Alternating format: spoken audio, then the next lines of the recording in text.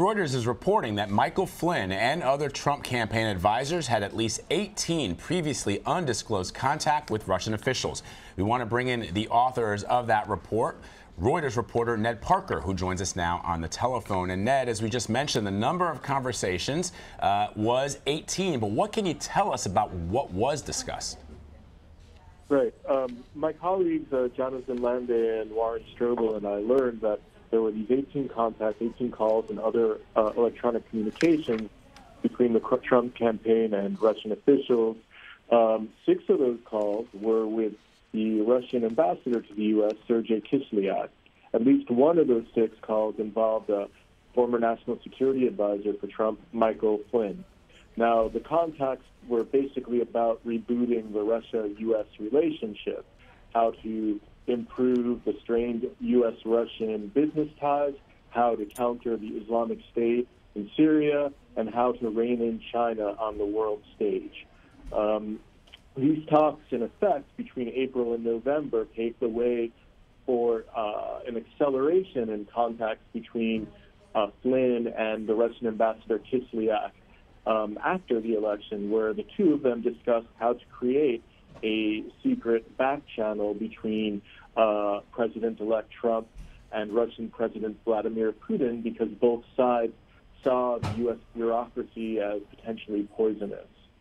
So in talking to current and former officials about your reporting, what did they have to say about the sheer volume of calls and emails between a U.S. presidential campaign and a foreign government? Is that unusual?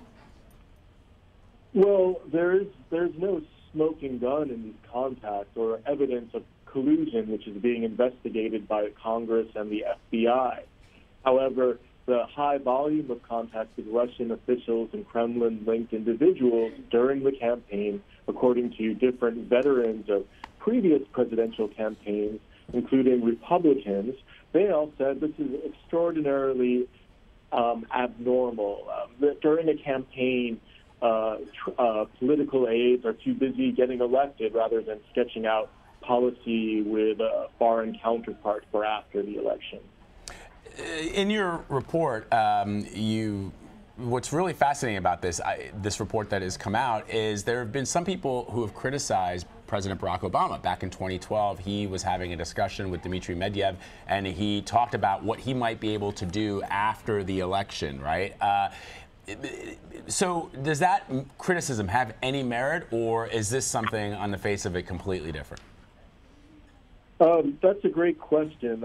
Honestly, I don't feel I'm the authority to answer it. The difference, though, the key difference is that then President Obama was president, so he was managing his foreign policy in office.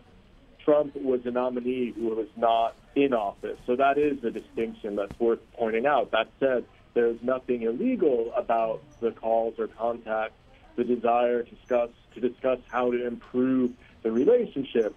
But what we know from talking to former veterans of campaigns, it is not, business per usual. But there's nothing wrong with it. Right. Can we talk about just how central Sergei Kislyak is to this whole thing? A number of the phone calls were between him and Trump advisors. Correct. We know of 6 phone calls. And so, there was, go ahead. Yeah, go on. Go ahead.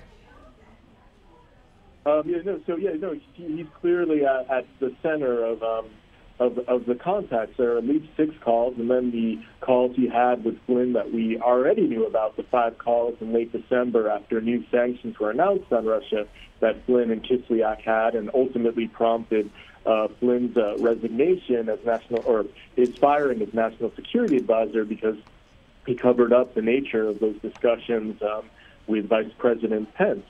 So yes, Kislyak seems to have been in contact with different high-level members of the Trump campaign. And after the election, what we learned for the story is that Flynn and Kislyak started to talk about how to create this private channel between President-elect Trump and Putin. So he is a key player. And we should ask you, Ned, when you contacted Russian officials, what did they have to say? Well, the Russian officials in Russia referred us to the embassy in Washington, and the Russian embassy in Washington simply said they did not discuss their daily contacts with their interlocutors in the U.S. All right, Ned Parker of Reuters, thanks a lot. Thank you.